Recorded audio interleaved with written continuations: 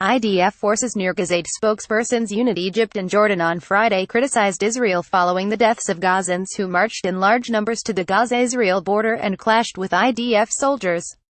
At least 30,000 Arabs marched towards the border on Friday, hurling rocks and firebombs at soldiers.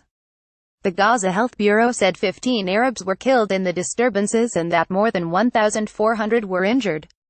Egypt's foreign ministry said in a statement quoted by AFP it denounces the use of force against civilians in the occupied Palestinian territories. Jordan's government spokesman, Mohammed Momani, accused Israel of using excessive force against peaceful protesters who were marching to commemorate the Land Day and affirm their legitimate rights in accordance with international law and norms. In a statement published by Jordan's official Petra news agency, Momani urged the international community to pressure Israel to abide by its obligations as the occupying power and address the humanitarian crisis the coastal territory has been experiencing for years now.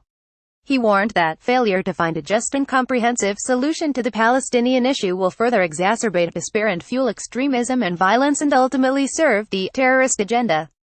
The criticism by Egypt and Jordan, both of which signed peace treaties with Israel, followed earlier criticism by Turkey, which accused Israel of using disproportionate force against the Arab rioters.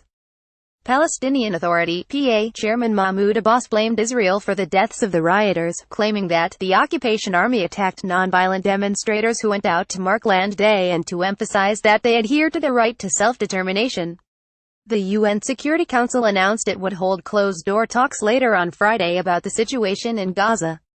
The meeting will be held at the request of Kuwait.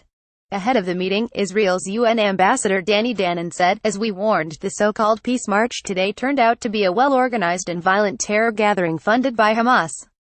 The sole purpose of these provocations is to threaten Israel and sow unrest." Today we saw yet another example of Hamas exploiting civilians as they sent children to the fence with Israel, intentionally endangering their lives.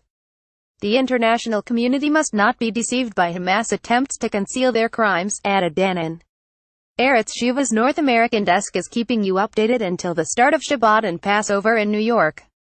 The time posted automatically on all Eretz Shiva articles, however, is Israeli time. Tags: Jordan, Egypt, Gaza region, March of the Return.